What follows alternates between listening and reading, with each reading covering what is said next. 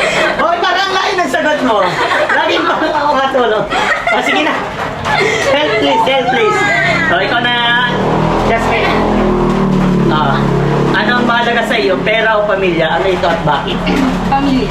Bakit pamilya? Mas mahalaga ang pamilya, syempre. Nakakasama natin sila. Sila yung nagiging inspirasyon natin. Kasi ang pera nandyan lang. Nakukuha natin at pagkakitaan natin. Yan. Bakit kahit kung pera ka ng milyon-milyon, pipiliin pa rin pamilya?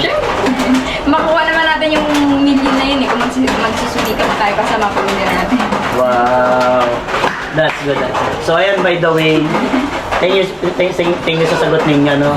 Si Jelle ang hindi masyadong nakapagsagot at, ayan. Siguro, madaming iniisip. Pero ayan na natin, okay lang yan. So, ayan, baka may gusto kayong masabi sa mga sponsor na tumulong sa inyo at sa mga viewers. Sige, ikaw na, tigas mo. Sa mga supporter, ay sa mga sponsor ko namin kay Doc Dennis natin at saka po kay Sir Enrique Chavez. Thank you so much po sa mga blessings po at sa mga biyaya na binibigay niyo po sa amin, lalong-lalo na po itong bahay malapit na pong matapos. Sa mga viewers po na sa mga suporta sa amin, thank you so much po. Since day one until now, thank you so much po. Thank you so much po kayo, Vincent, sa lahat-lahat. Kasi lahat. Yan. Okay ka, Ate Janine, baka may gusto mo sa atin. Siyempre po nagpapasalamat po kay Dr. Dennis Patuno. Tapos kay Lola Henry po sa mga viewers po. Maraming salamat sa inyo. Tapos kay Pedro po. Sobrang thank you. Yan. Okay ka, Ate Jelay. Ano po, thank you po kay Dr. Dennis Patuno and kay Lola Henry po and kay Ray po kayo din. Malapit na po. So, ayan. No. By the way, maraming salamat po sa lahat ng mga viewers na patuloy po nag-support sa inyo si Police Scouter, Vincent Calyada, and to those sponsor na po na tumulong po dito, kay, lalong-lalo na especially kay Dr. Dennis Latuno, kay Sir Enrique Perez, kay Ninang Nena. Maraming salamat po sa inyo sa pagmamahal na binigay nyo at kay Dr. Dennis na talagang pinabongga ang kanilang bahay. Sobrang thank you po. Sila na po bahalang bumalik po sa mga blessing na binigay nyo. Sana mas marami pang blessing ang matanggap po ninyo. Thank you at just mabalasin lang boss. Babaya tayo. Yeah.